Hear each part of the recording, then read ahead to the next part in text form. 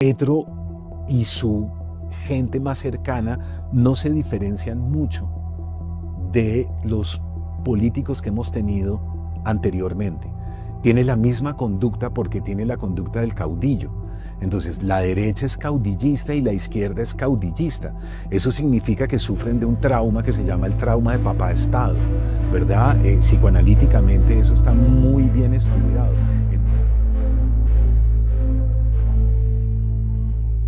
La decepción de Mario Mendoza y de gran parte de la intelectualidad progresista no es producto de una traición de Gustavo Petro, sino de su propia ceguera y de un espejo en el que no se quieren mirar. Petro no se transformó en el poder. Petro siempre fue esto.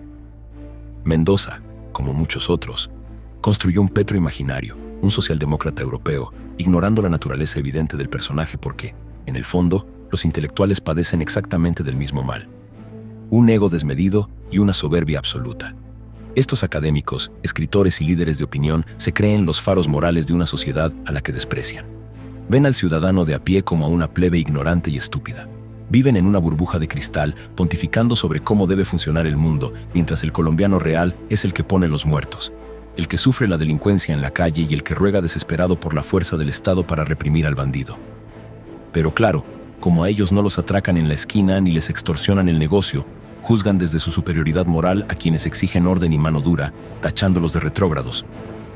Con esa soberbia intelectual se convierten exactamente en lo que tanto critican de los políticos. Representan una tercera vía de pretenciosos, tan desconectados de la realidad como los corruptos de un lado o del otro. Por eso, desde su arrogancia, aplaudieron a Petro como el gran paladín de la democracia en el Congreso. Ese fue su primer gran error. Petro no era un demócrata defendiendo las instituciones. Era un exguerrillero utilizando el Congreso como una trinchera para continuar su guerra contra sus enemigos históricos, los paramilitares y la política tradicional aliada a ellos. Sus debates no eran ejercicios de transparencia, eran ataques quirúrgicos para destruir al bando contrario, mientras se vendía a sí mismo como el único portador de la ética. En esa narrativa, logró que la intelectualidad le comprara el cuento de que los malos eran exclusivamente los otros, pasando por alto que gran parte del Estado ya estaba infestado por esa misma burocracia parasitaria de izquierda. El supuesto gran congresista nunca atacó el problema de fondo del Estado, atacó a quienes le disputaban el botín. El segundo fallo de esta intelectualidad es creer que Petro iba a llegar a concertar o a administrar un cambio pluralista. Él no es, ni ha sido nunca, un conciliador.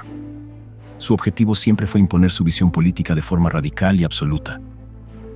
Creer que un hombre formado en la lógica de las armas y la lucha de clases iba a gobernar como un gerente escandinavo es una muestra de ingenuidad asombrosa por parte de quienes se creen los más pensantes del país.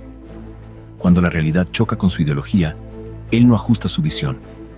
Culpa a la realidad, a la prensa o a conspiraciones imaginarias. Su gobierno es simplemente el intento de forzar al país a encajar a las malas en sus dogmas.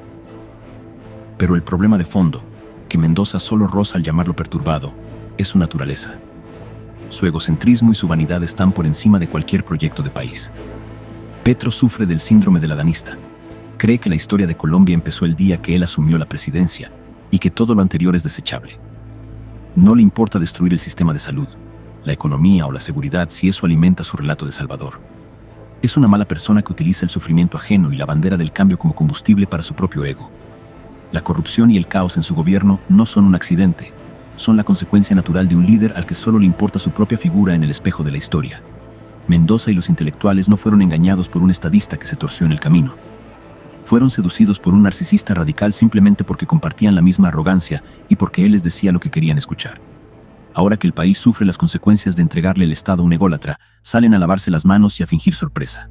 Petro es exactamente lo que siempre prometió ser, y la intelectualidad que lo subió al poder es tan responsable como él.